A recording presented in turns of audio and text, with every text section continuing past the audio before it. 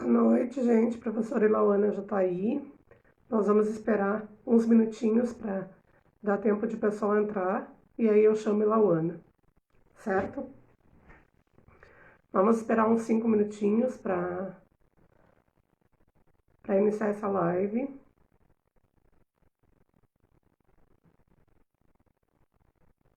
Vamos ver se o pessoal chega.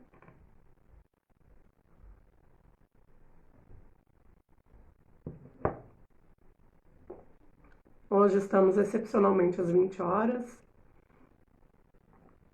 E aí, quando eu entrar com a Ilauana, nós vamos explicar.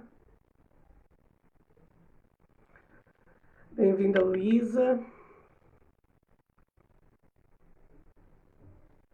Vamos aguardar.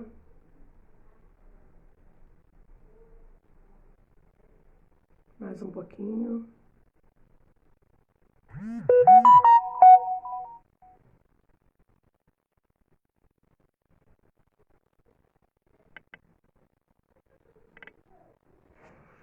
Tamara, bem-vinda. Luísa.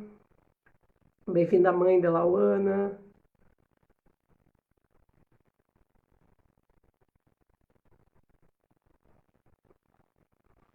E vamos aguardando aqui as pessoas chegarem para a gente fazer esse bate-papo legal. Cíntia, bem-vinda. Já já eu chamo Lauana. Paula, Esther, bem-vinda. O povo está chegando. Então eu vou já te chamar, Lauana. Já temos aqui algumas pessoas e aí as pessoas vão chegando enquanto a gente vai falando. Vocês estão ouvindo bem? Todo mundo está ouvindo direitinho? Vamos ver se a conexão vai dar certo.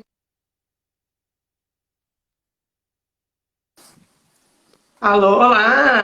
Boa noite! Oi, boa Tá, noite. tá Deixa... ouvindo bem? Tô ouvindo bem. Deixa eu ir arrumando meu cenário aqui.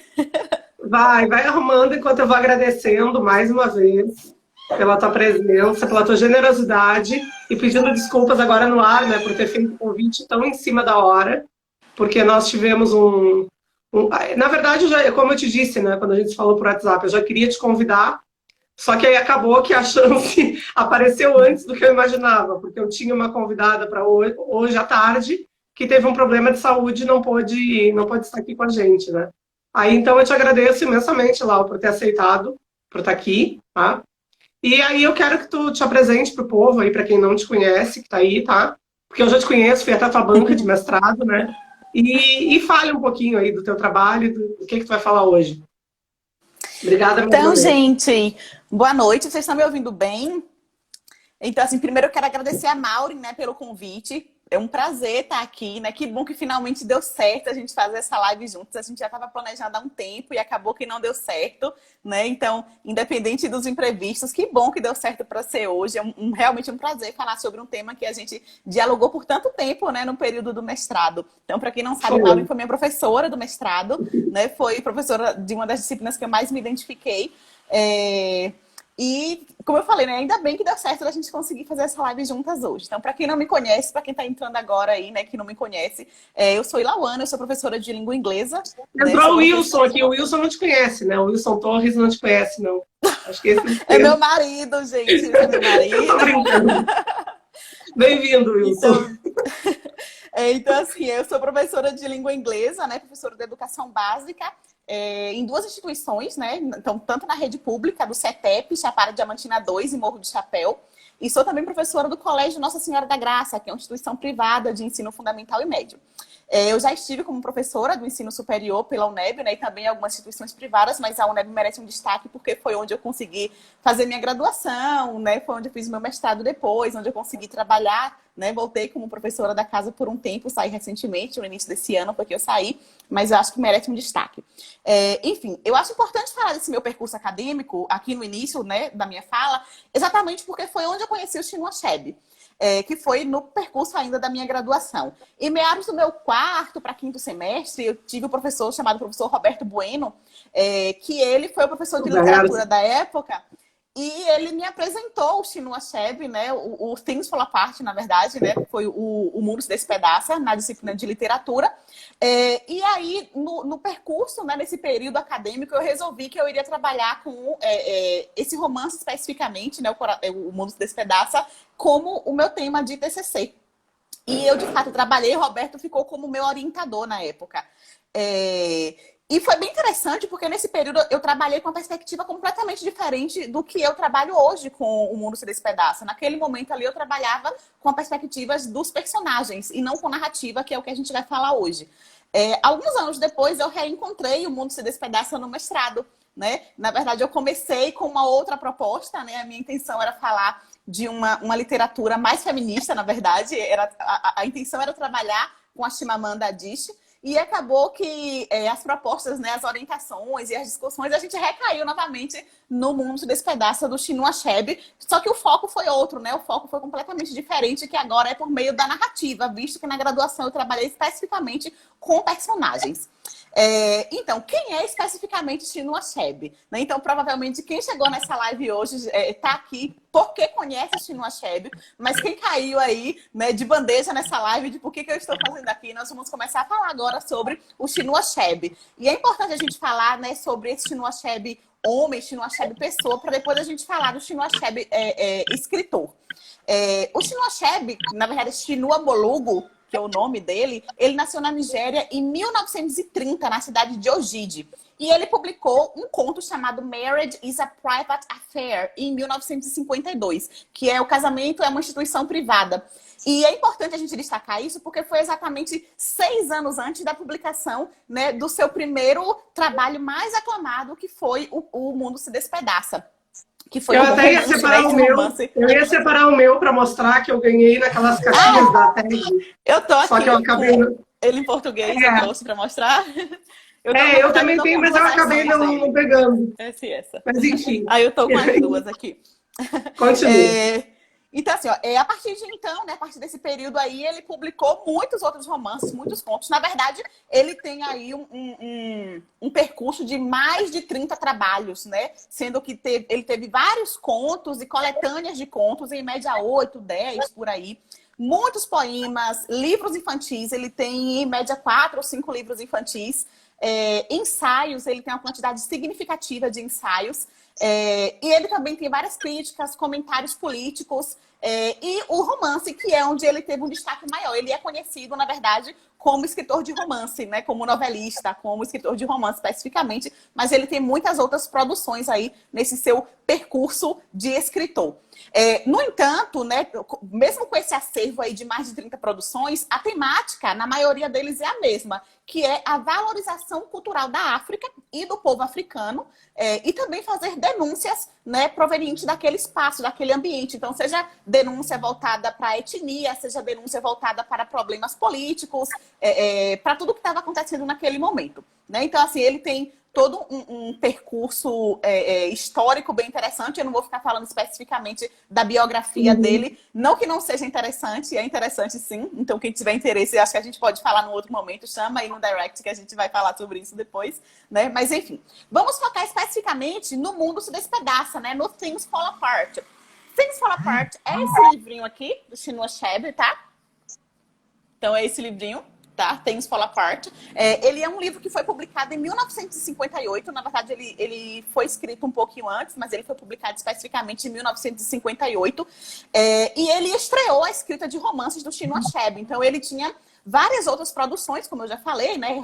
Contos, outro tipo de produção, mas foi o primeiro livro dele enquanto romance, foi o Things Fall Apart.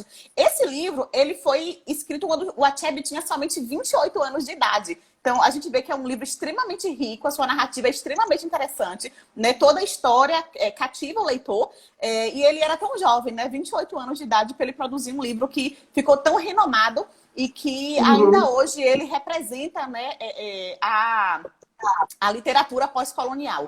Esse livro, ele foi traduzido para mais de 40 idiomas, né? Ele é um grande marco, né? Ele é um grande marco da literatura nigeriana e pós-colonial, né? Sim, sim. Então, quando você, se você colocar no Google literatura nigeriana, com certeza vai aparecer o Chinua Achebe, né? E Uhum.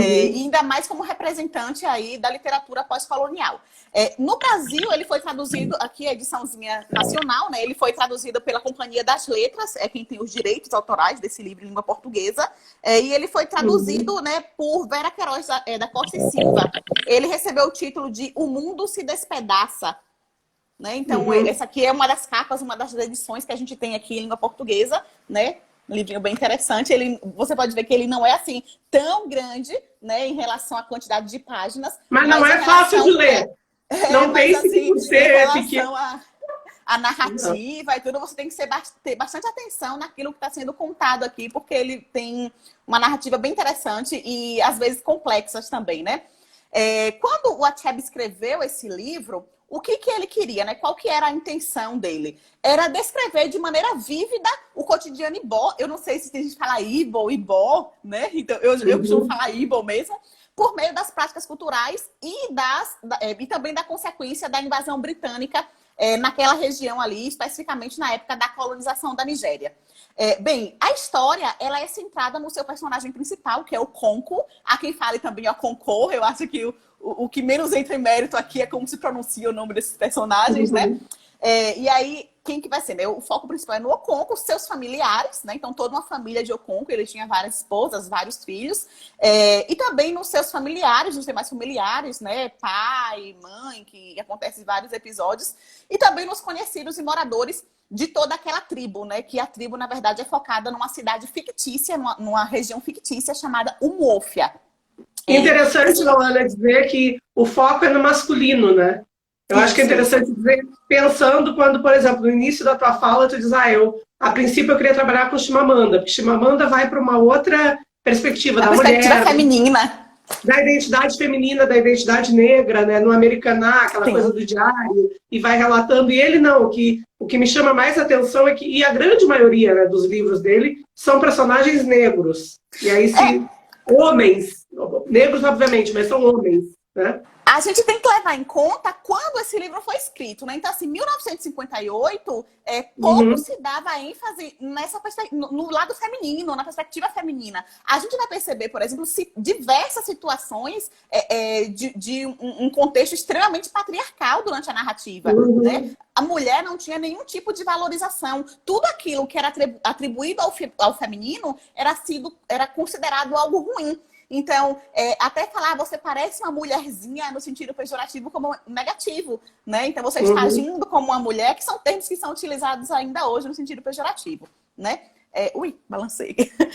Então, assim, Uhum. continuando, esse livro, como foi falado, né, ele é utilizado ainda como um marco, né, da literatura pós-colonial. Então, se você vai trabalhar com literatura pós-colonial dessa região especificamente, com certeza vai aparecer esse romance do Chinua Achebe, porque ele demarca, né, como que a pós-colonização foi retratada dentro da literatura, né?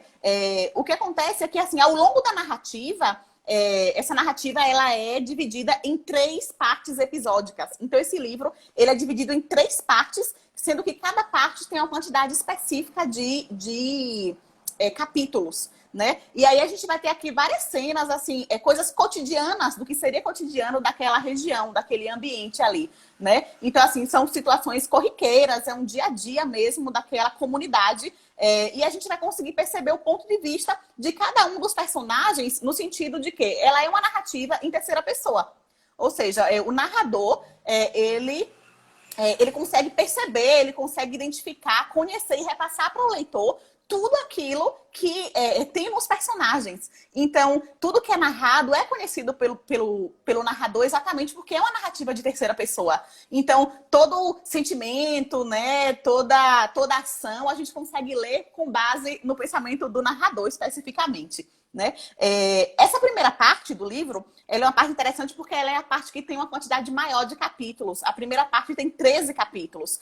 E é uma parte de construção do personagem principal. Então, nesse momento aqui, a gente tem um Oconco famoso, né? Um Oconco todo sendo construído enquanto um ser impetuoso, né? Tradicional, um homem rude, um homem que tinha um prestígio enorme diante do seu clã, diante da sua comunidade, né?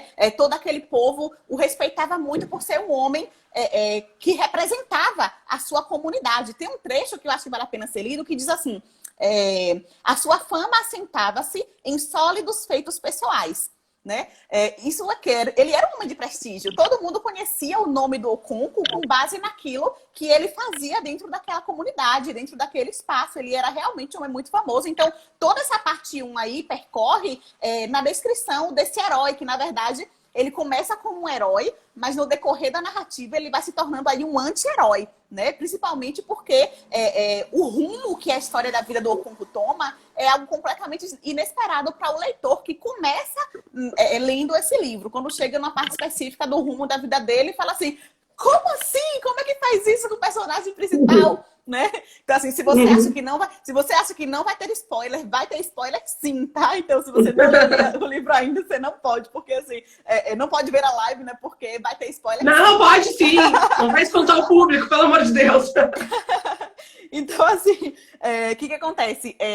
Toda a vida dele vai mudando, e aí a gente vai perceber essa mudança de vida especificamente a partir da segunda parte do livro, né? A segunda parte tem 6 capítulos. E nesse momento vai narrar o exílio de Okonkwo, né? Então ele vai ser exilado da sua comunidade e a chegada dos colonizadores a Umuofia. Então, é uma parte que tem uma marcação muito grande, exatamente porque é quando a vida de Okonkwo começa a entrar em decadência e é também quando os colonizadores chegam naquela região nigeriana, né? Que a gente sabe que Umuofia é um local fictício, mas que está representando de alguma forma a comunidade nigeriana. E existe até uma relação de, não, a vida dele ficou nessa decadência exatamente por conta da chegada dos colonizadores. Então, dá para fazer uma relação, é algo que deve ser discutido. Há quem discorde também. Nesse momento é interessante porque ele vai ser representado como rebelde, ou seja, ele não era mais um homem famoso, forte e respeitado pelo seu clã. Ele agora...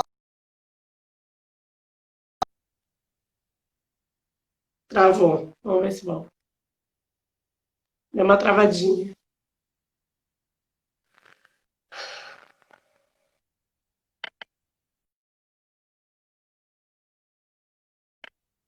Eu vou te chamar de novo porque travou, Ilana. Peraí. Acontece, gente.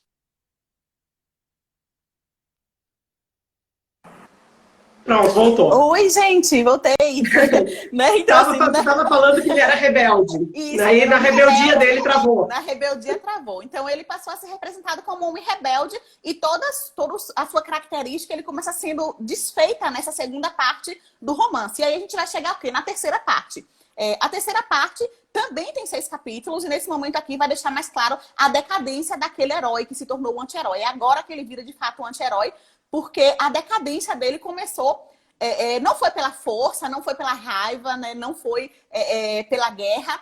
A decadência dele começou por algo muito simples, que foi pela fé. A decadência do Okonkwo começou especificamente quando os colonizadores chegaram, porque os colonizadores não chegaram com guerras e com armas. Eles chegaram de forma sutil. Eles chegaram como? Com a fé. Então, alegando que tudo aquilo que eles acreditavam em relação à sua fé era errado, né? E que eles iriam levar um Deus correto. E essa decadência foi chegando aos pouquinhos, né, com as crianças, substituindo o nome das crianças, inclusive um dos filhos de Okonkwo, né, ele se converte a essa nova religião. E aí depois dessa fé, né, que essa fé vai atacar e vai chegar com jeitinho, devagar, que não foi com força, não foi como eu falei, não foi com armas, mas só que foi tão massacrante quanto. E aí depois que passa, né, com essa alegação de salvação, de trazer a salvação para aquele povo que até então não tinha salvação, de levar a civilização a quem não era civilizado, começou a força. A força ela veio por último, né, que foi por meio da guerra mesmo e de armas e de tudo mais. Enfim, fiz um resumão aí das 3 partes e agora a gente vai para alguns momentos específicos. A gente sabe que ele é um romance gigantesco, né? Mas que eu selecionei 3 pontos específicos que eu acho que vale a pena ser discutido. Existem algumas características, né? Especificamente a característica do herói, né? Que se torna um anti-herói, que devem ser relacionadas, discutidas aqui. A primeira característica é que o Okonkwo, inicialmente, ele é descrito como um homem extremamente forte, respeitado pelo seu clã. Mas o que acontece? Ele teme ser fraco. Então, um homem extremamente forte que teme a fraqueza, né? Então, como ele teme tanto ser fraco, ele exagera na sua força. E é por isso que todo mundo teme ao Okonkwo, pelo exagero de força que ele tem. Ele temia ser fraco porque ele temia ser como o pai dele, né? Que o pai dele era considerado um homem afeminado exatamente porque ele era um homem fraco, né? Então tudo aquilo que era representado por algo do ser feminino era considerado fraco. Uma outra situação que deve ser mencionada aqui Okonkwo, ele alega que, né, na primeira parte, que é extremamente temente aos deuses e à sua cultura. Mas tem um trecho específico, eu vou, na verdade, cutucar vocês aí, então se vocês discordarem de mim, por favor, comentem, porque eu realmente quero que tenha uma discussão interessante aí. É que na primeira parte diz que Okonkwo, ele é realmente um homem que teme aos deuses e à sua cultura. Mas se ele realmente temesse os deuses e a sua cultura, ele iria espancar a sua esposa num dia santo, que seria especificamente o dia da deusa da colheita, né? Então, como é que ele teme tanto a sua cultura e os seus deuses se ele comete um ato tão brutal exatamente naquele dia? A sua comunidade ficou revoltada. Mas a comunidade ficou revoltada por quê, especificamente? Não foi porque ele bateu na esposa, ele espancou a esposa. A comunidade ficou revoltada porque ele fez isso num dia santo, ou seja, se fosse qualquer dia ele podia bater, afinal de contas, né? Briga de marido e mulher não se mete a colher, de acordo com aquela comunidade. Então, o que acontece? O problema todo aí não foi o fato dele ter espancado a mulher, né? Mas foi o dia que ele fez isso, que foi num dia santo. E aí um novo questionamento. Será que se esse deus, né, essa deusa, na verdade não fosse uma deusa da colheita, fosse um deus, ele iria bater nela? Será que ele não temia, ele não ficou temendo, na verdade, exatamente porque esse deus não era um deus, era uma deusa? Se fosse um deus, ele ficaria mais temente exatamente porque ele acredita na força desse ser mais masculino do que feminino. Então, é um questionamento que eu trago para vocês. Se vocês discordarem, por favor, comentem aí para a gente falar sobre isso.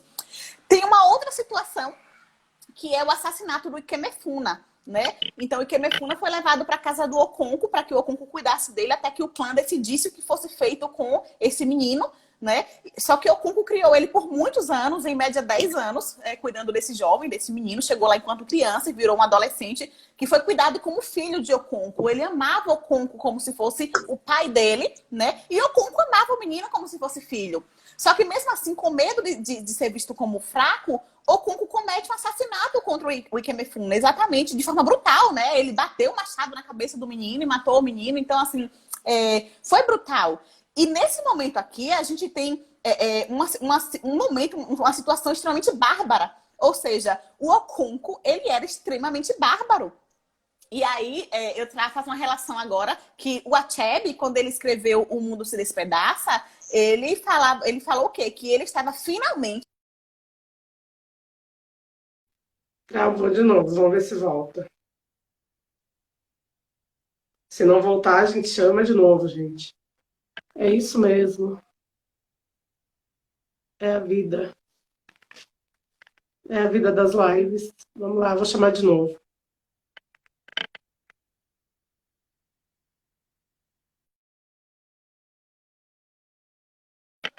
Lá vou eu chamar a Ilauana novamente. Gente, paciência com a pessoa. Pronto.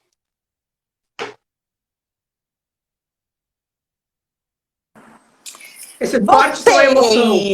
Emoção, gente. Emocionante. Não, eu preferi fazer assim. Eu preferi fazer assim do que ficar esperando voltar, entendeu? Fica girando. Então, Pronto. assim, voltando, né? Então, a gente tem aqui, quando o Achebe escreveu O Mundo se Despedaça, ele alegou o quê? Que ele estava finalmente escrevendo um romance que tratava da África e dos africanos como eles realmente são. Porque até então, a África não havia sido representada corretamente. E aí a gente pergunta, é de fato essa África que o Achebe queria representar? Né? Essa África bárbara, porque até então ele está representando aí uma África bárbara, né? Nesse momento com esse personagem especificamente, né?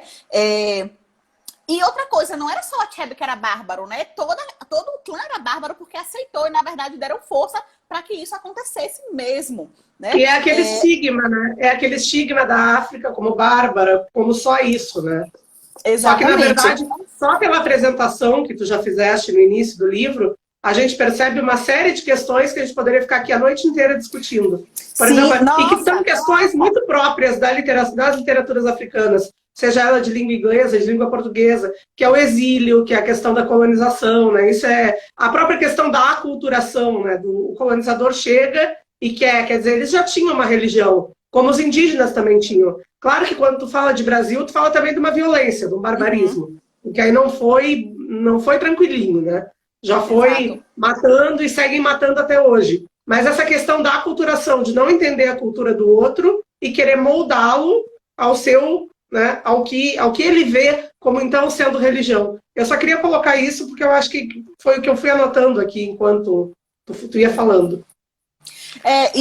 Na verdade, esse livro ele traz muitas discussões. A gente poderia falar aqui da representação feminina, da pouca representação feminina, e quando aparece da não representação feminina, né? Da não representação feminina, na verdade. Né? A mulher, quando ela aparece, pouquíssimas vezes que aparece, ela aparece somente em situação de extremo desespero ou de sofrimento. A gente pode falar aqui também da questão de gênero como um todo, né? Porque assim, por que ele não gostava do filho dele, Noi? Né? Ele não gostava do Noi porque o filho era afeminado. Né? Então a gente já vê aí uma questão de gênero. Da mesma forma que ele amava a filha em excesso porque a filha dele tinha características masculinas. Né? Então aquela de se enfatizar e de se amar somente o filho masculino e não a menina, não a filha. A gente tem aqui uma série de conteúdos que poderiam ser discutidos nesse livro que realmente não cabe numa live de 1 hora. É muita coisa, não. Por isso que eu selecionei três episódios específicos aqui, né? Mas, nossa, a gente tem aqui um monte de coisa que pode ser realmente discutido nesse livro. Vale lembrar que esse livro ele foi escrito como resposta ao The Heart of Darkness, né? Do Joseph Conrad, que é O Coração das Trevas. Então, quando o Conco escreveu O Mundo se Despedaça, a intenção dele foi bater de frente com aquilo que o Joseph Conrad escreveu no Coração das Trevas. De acordo com o Achebe, o Conrad ele foi extremamente racista quando ele escreveu o Coração das Trevas, porque existem vários trechos que o Conrad alega, né, que o Achebe alega, que são trechos extremamente racistas. Eu acho que a gente pode fazer uma live no outro momento para falar especificamente do Coração das Trevas e não do Mundo se Despedaça. Sim. Sim. E aí, quando ele escreveu esse livro aqui, ele quer trazer situações que batam de frente, né, com o Coração das Trevas, para alegar que aquele livro é racista e que esse aqui não é, que esse aqui finalmente representa a África como ela é, mas a gente vê que a África é um continente enorme de pessoas completamente diferentes, né? Cada região tem um povo e que vai ter a sua própria cultura. Então, a gente já sabe que um único livro, uma única narrativa não vai representar um povo como um todo. E aí a gente vai chegar na parte da narrativa especificamente, né? Porque nossa intenção é falar da narrativa, até então a gente foi falando mais do plot, sim, né? Eu não sei nem como é que eu vou traduzir plot aqui agora. Que fica como narrativa mesmo, né? Como uma história, como esse enredo. E aí a gente vai chegar especificamente nessa parte da narrativa, que é bem interessante, que é o seguinte. Deixa eu colocar aqui onde eu coloquei as anotaçõezinhas, só um minuto. Tá, pega com a linha, pega a pesca. Pega a pesca. Eu fiz as anotações para não esquecer absolutamente nada. Que assim, na verdade, esse romance, ele é um romance ficcional. A gente sabe que ele não é embasado na vida de ninguém, mas que ele é um romance que até então representava, de acordo com a Achebe, né, representava aquele povo, aquela região, aquela cultura. Tem alguém, Dislene, falando que assistiu... Professora Dislene aqui. Né? Professora aqui do IF Baiano, de Valença. Bem-vindo. O Coração das Trevas, ele tem algumas adaptações ao cinema, na verdade, né? Tem uma mais recente, que foi pelo Coppola, que ele foi traduzido como Apocalipse Now, não é isso? Então, Apocalipse Now, ele é embasado, né, nessa história do Coração das Trevas aí. Só que, na verdade, é uma região completamente diferente, né? Ele é só inspirado no Coração das Trevas. Então, assim, ó, esse romance, ele oscila, na verdade, entre um discurso ficcional e histórico, né? Que ele vai fazendo um apanhado histórico da época, do período da colonização. Mas ele tende mais mesmo para a questão histórica, mais histórica do que ficcional, na verdade, porque ele vai trazer um aspecto histórico da literatura e da sociedade. A Achebe acredita que o texto literário, ele é um documento histórico, né? E por isso que seria interessante escrever, porque ele vai registrar os fatos históricos daquele momento, né? Daquela região especificamente. que é diferente do Conrad em O Coração das Trevas, né? Porque Conrad acredita que a literatura, ela representa só ela mesma, né? O Conrad pensa a literatura como forma e o Achebe pensa a literatura como conteúdo. O Mundo se Despedaça, ele é um romance episódico, né? Ou seja, são vários episódios, então ele vai narrar diversos acontecimentos, são acontecimentos específicos, né? Que não é somente por meio de um discurso ficcional, ele é um discurso, na verdade, quase antropológico. E isso, o autor, a intenção do autor em trazer esse romance antropológico, na verdade, eu não sei como é que fala isso. Você que é do francês aí, diz aí como é que fala jouissance intellectuelle. Eu não sei como é que fala isso. Jouissance intellectuelle, eu não sei como fala. Jouissance intellectuelle. Jouissance intellectuelle.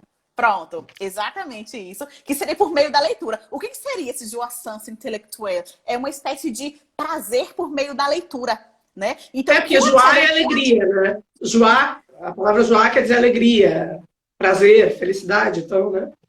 Então, o que o Achebe pretende trazer, né, por meio do seu discurso antropológico, é essa alegria, esse prazer por meio da leitura, né? E que nessa leitura o leitor consiga entender todo o universo cultural africano. Apesar que a gente pode dizer que limitar o conhecimento da cultura para um único texto é insuficiente, né, para uma aquisição assim de tal amplitude. Eu acredito que seja assim insuficiente. Mas é claro que a gente consegue dar um pontapé inicial e falar assim sobre a cultura de um povo através dos textos. Mas a gente só não limita especificamente a um único texto, claro, né? A narrativa do romance como um todo, ela é feita por meio de crônicas, né? Essas crônicas, elas começam e terminam em si. Só que, em algum momento, essas crônicas, né, essas histórias, elas se encontram e dão sentido aos fatos de toda a narrativa. E isso vai acontecer por meio de quem? De um único narrador. Nós temos um único narrador que narra toda a história, todos os pensamentos aí dos nossos personagens. E a gente chama isso de quê? Que tipo de narrativa é essa? A gente vai chamar ele de narrador onisciente, né? Então, o que é esse narrador onisciente? É aquele narrador que observa o personagem, ele analisa, ele faz uma crítica, né? Ele avalia o personagem criticamente. É bom tu ser bem didática. É bem legal tu estar fazendo isso bem didática, porque eu tenho alunos do ensino médio que assistem aqui. Então... apareceram vários alunos meus aqui também do ensino médio. Isso é legal tu ser bem didática. Obrigada. Eu acho que é a vida da Pro, né? A Pro vai falando como se fosse dando uma aula. Então, assim, quando a gente tem esse narrador onisciente, que é esse narrador, né, que ele observa, ele analisa, ele interpreta, inclusive quem fala isso, quem escreve isso é o Franco Júnior, é ele que fala que o narrador onisciente, né, observa, analisa, descreve esse personagem e toda a narrativa como um todo. E aí o que ele vai fazer? Ele vai fazer isso com toda a história e com o modelo de história que ele narra, com o modelo de texto que ele narra, né? Então, a gente pode dizer que o Achebe, ele se torna um narrador onisciente seletivo múltiplo. Então, olha só. E o que seria esse narrador onisciente seletivo múltiplo, né?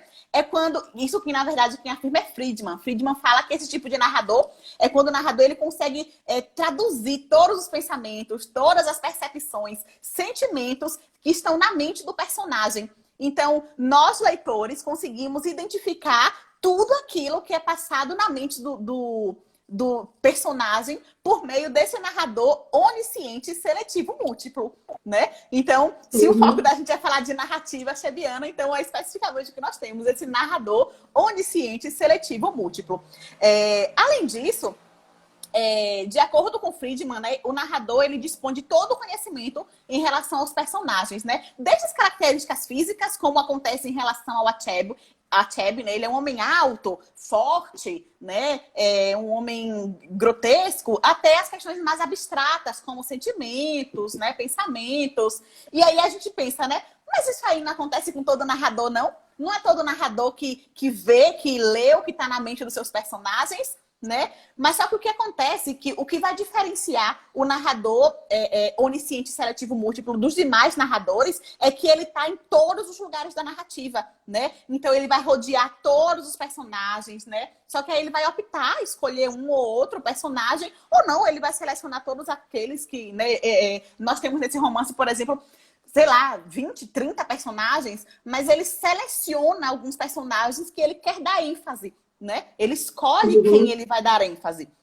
E aí a gente pensa o seguinte, com base em tudo isso, a gente consegue perceber que nenhuma narrativa é desintencionalizada, ou seja, toda narrativa é feita com uma intenção. Então, quando o Chinua Achebe escreveu O Mundo se Despedaça, ele tinha a intenção de pegar em um ponto específico do leitor, que era exatamente nessa questão cultural, que é para falar assim, olha, tá vendo a nossa cultura, o nosso espaço, ele entrou em decadência quando ele foi colonizado.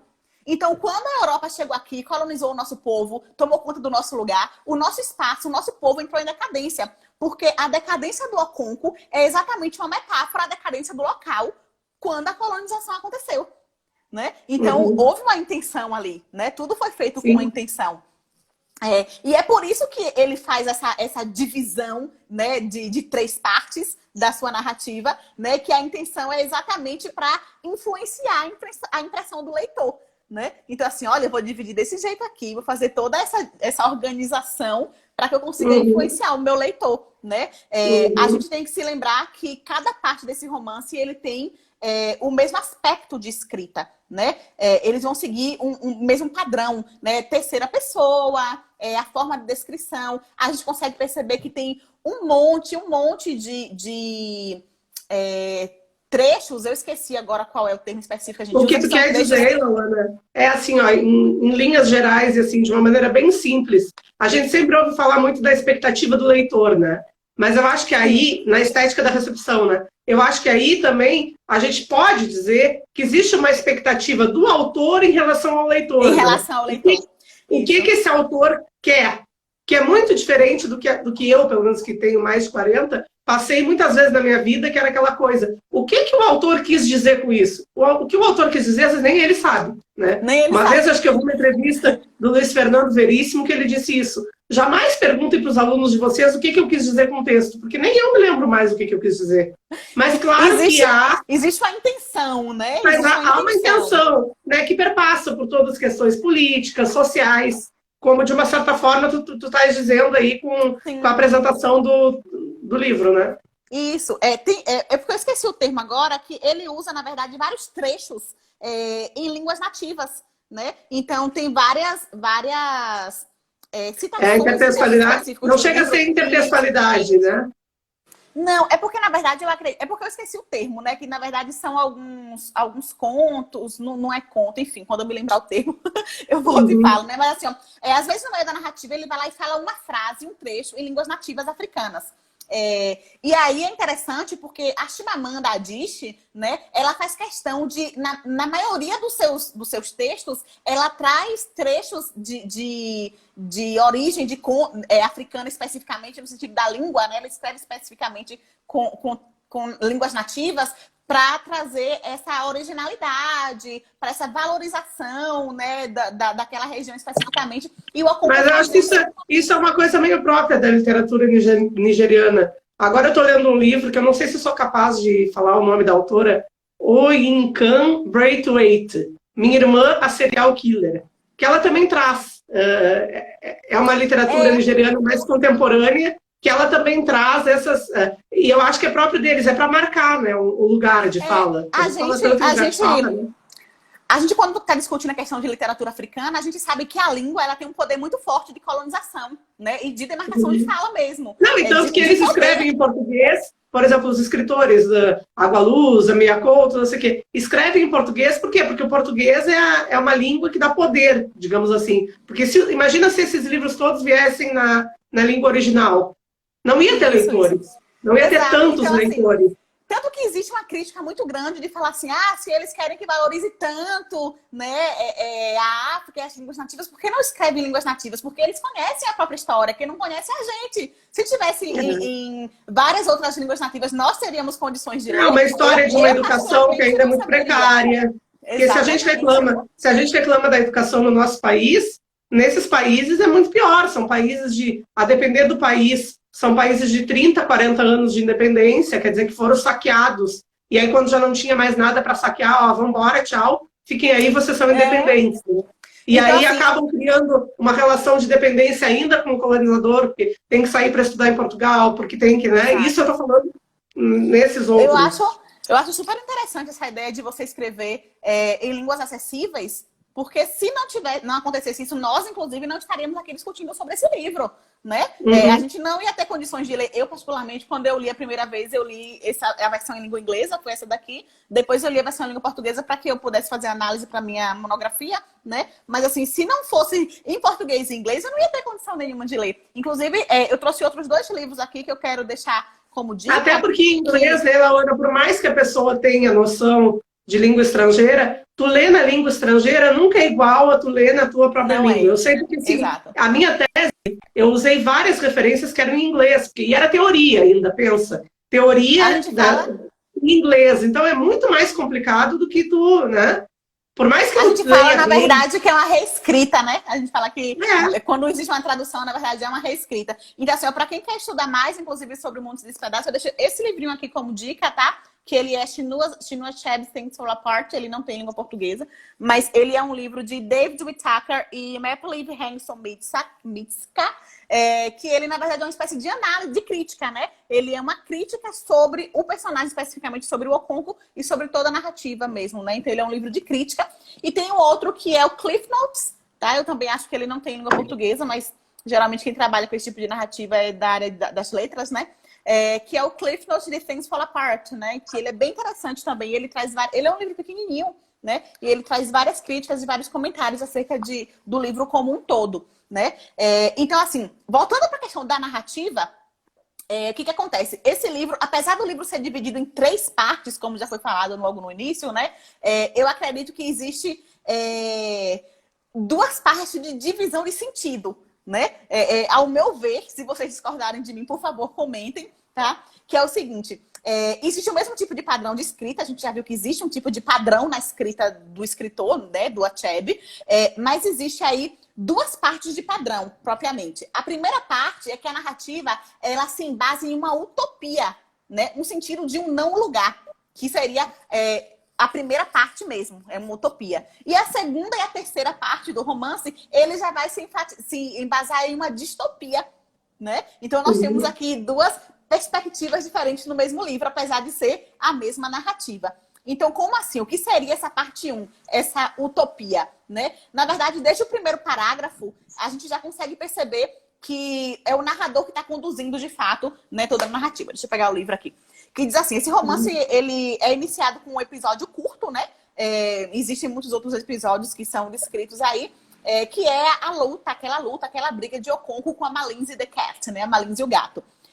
E aí, nesse momento especificamente, existe um momento que transforma, né, o leitor em um grande admirador do personagem, do Okonkwo. Que o trecho diz o seguinte, tá na página 23. É logo no comecinho, né? Que diz assim: toda a gente conhecia Okonkwo nas 9 aldeias e mesmo mais além. Sua fama assentava-se em sólidos feitos pessoais.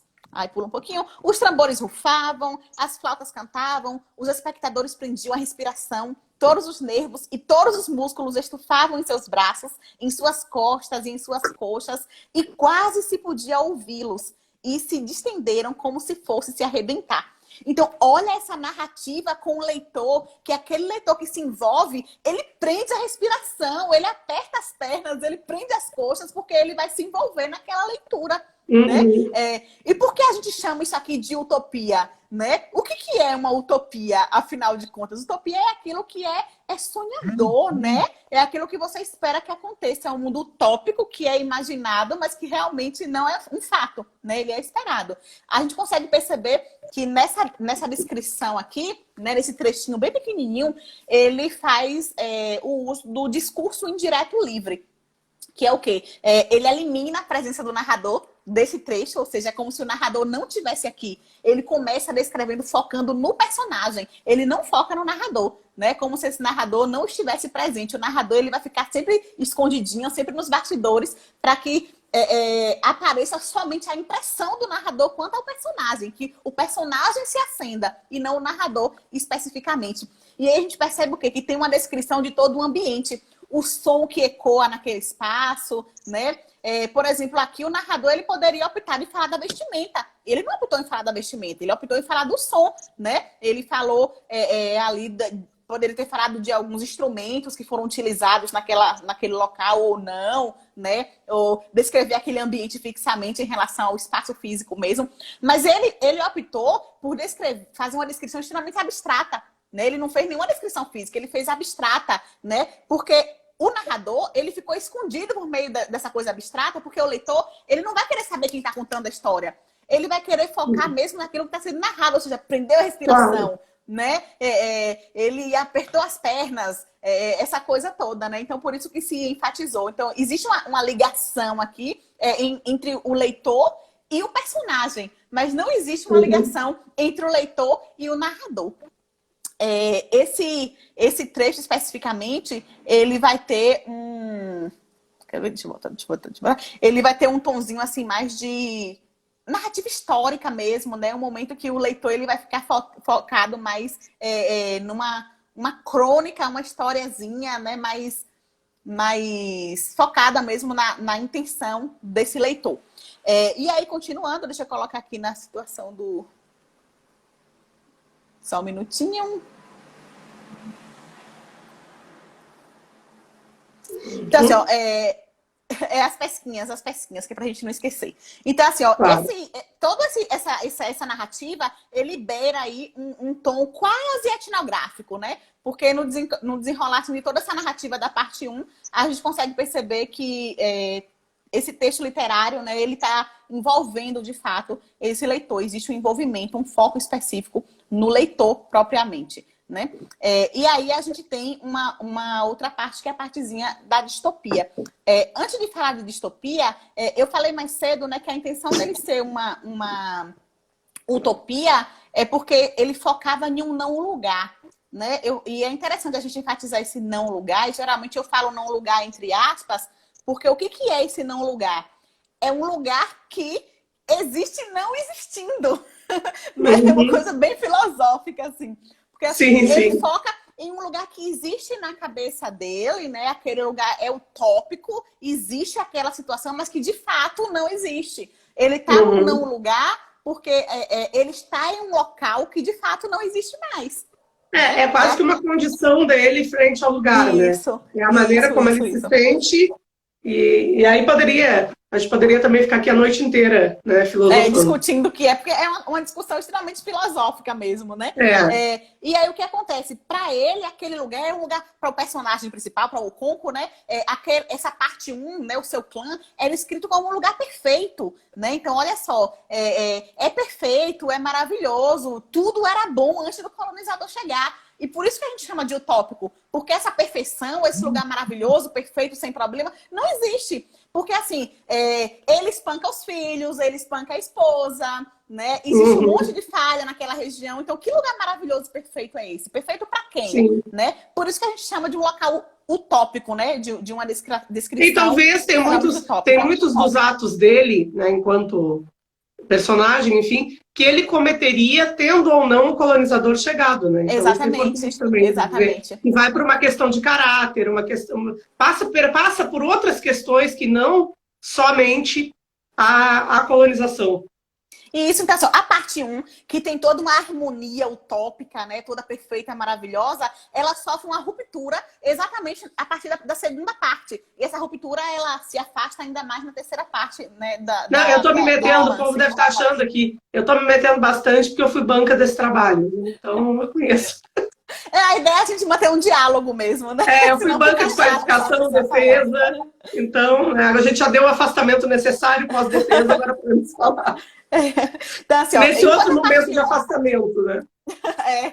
Enquanto a parte 1 ela vai ter um aspecto bem utópico, a parte 2 e a parte 3 já vai trazer uma situação extremamente distópica, né? Então, o que a gente vai ter? Essa questão distópica, ela é completamente diferente. O que é uma distopia? É um outro mundo, né? Então, para quem gosta de ler livros de distopia, o que é uma distopia? É um outro lugar, é um outro mundo. É completamente diferente daquilo que é o considerado real. Lembrando que... É o fantástico, né?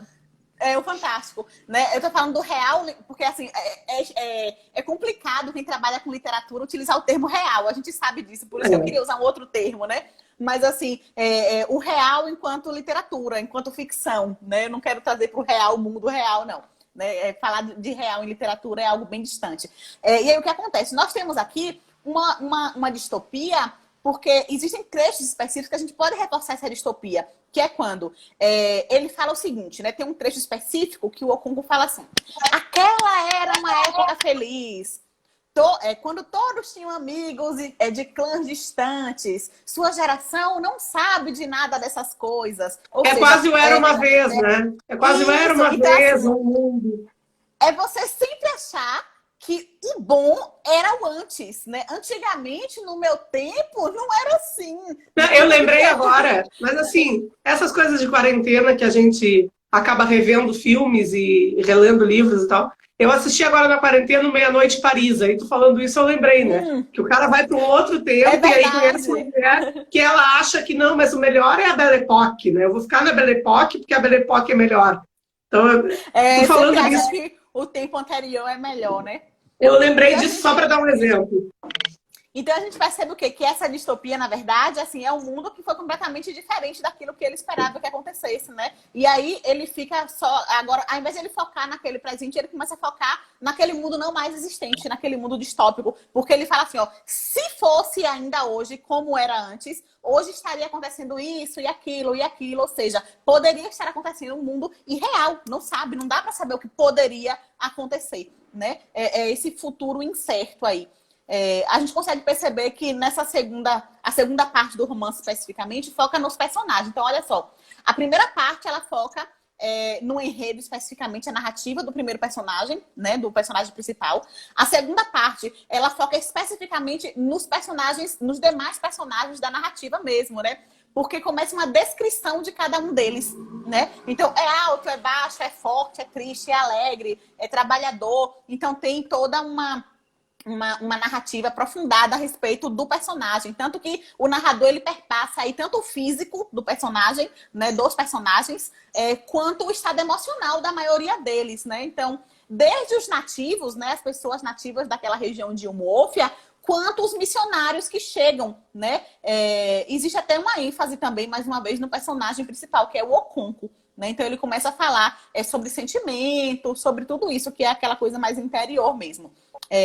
Sendo que os personagens, eles sustentam, na verdade, toda a segunda parte. E o foco da distopia mesmo é mais na terceira parte, que é pequenininho, é uma parte bem pequena, que ele vai focar especificamente em todo o conflito dramático que acontece ali, que é quando tem, de fato, aquela guerra e quando tem aquela descrição da morte do personagem principal. A gente fala, como é que ele constrói todo um personagem na primeira parte, na segunda o cara tá meio triste, tá meio balanceado, aí você pensa assim, olha só, ele vai melhorar, porque você fica torcendo por ele, mesmo sabendo que ele era um homem ruim, porque ele era um homem ruim, né? Sim. Mas você torce por ele é um anti-herói, né? E aí você fica torcendo por ele, aí ele vai lá e acontece o quê? Ele morre, né? Ele foca no conflito, e esse conflito não é necessariamente na chegada dos europeus, não. Na verdade, é como a permanência do europeu aconteceu de forma sutil. Tem um trecho... E porque ele é anti-herói, ele morre, né? Na verdade, ele precisa morrer. E ele morreu de uma forma assim, tão, vamos chamar de sem graça, né? Porque se espera que ele participe de uma guerra ou alguma coisa assim, mas não, ele foi simplesmente... É cheio de spoiler, gente. Lamentamos muito, mas essa live é cheia de spoiler. Ó, eu tô procurando uma página aqui, página 198, só um minutinho. Aqui. Tranquilo. Que diz assim, o homem branco é muito esperto, chegou calma e pacificamente com sua religião. Nós achamos graça nas bobagens deles e permitimos que ficassem em nossa terra. Agora, ele conquistou até nossos irmãos e o nosso clã já não pode atuar como tal. Ele cortou como uma faca o que nos mantinha unidos e nós nos despedaçamos. E aí é onde enfatiza o título do nosso livro, que é O Mundo se Despedaça. O que foi que se despedaçou aí? Né? A cultura, aquela cultura, ela se despedaçou. E ela, como eu falei no início, ela não se despedaçou por meio das armas, né? Das espadas, não. Ela se dissipou inicialmente por meio da fé. Então, olha como essa questão de você invadir a cultura do outro é extremamente perigoso para aquele povo, né? Porque vai destruindo aos pouquinhos, você vai retirando aos pouquinhos, né? E entra de forma sutil, é devagar, não entra de vez, não, é bem devagar mesmo. Então, assim, esse conflito que a gente consegue perceber na terceira parte não é especificamente em batalha, em morte, não, né? É um conflito simbólico, na verdade, né? Ele vai ser um conflito simbólico que é quando o personagem principal ele vai ter aí o quê? Uma crise. Ele vai entrar em crise de identidade mesmo, que é exatamente quando ele vai lá e fala assim, olha, não aguento mais essa vida, então eu vou lá e vou sair dessa vida que não me pertence mais. Que é exatamente o quê? Quando ele se mata, né? Ele vai lá e se mata. E aí, inclusive, esse é quando ele apresenta o título, né? Como eu falei, as coisas se despedaçam, né? Que é exatamente uma espécie de apocalipse. E aí a gente retorna para o livro, o filme que foi falado mais cedo, né? Que é quando acontece uma espécie de apocalipse na vida dele, que é o apocalipse. Duas coisinhas. Uma, tá acabando. Não, mas a gente volta para tu encerrar, tá? Porque eu só não quero que corte, porque como deu aqueles cortes, volta, né? A gente volta. Só para fazer o comentário, eu encerro e volto. E aí a gente fala mais um pouquinho. O comentário aqui da Pro Cris Souza. Parabéns pela live, muito esclarecedora, uma verdadeira aula de literatura. Elizabeth Nascimento, que estaria comigo hoje, também esteve aqui, disse que teve que sair. Acabou de entrar um amigo aqui de Valença, escritor, Alfredo Gonçalves. Volte, Alfredo, que a gente já volta. Eu vou encerrar, vou salvar, então vocês me dão 2 minutinhos para eu deixar salvo no IGTV e a gente volta para finalizar, certo? Eu já estou terminando também, é só para despedir. Mas toma uma aguinha aí, é só para o Instagram nos derrubar, tá? Pronto. Voltamos já já. A gente já volta.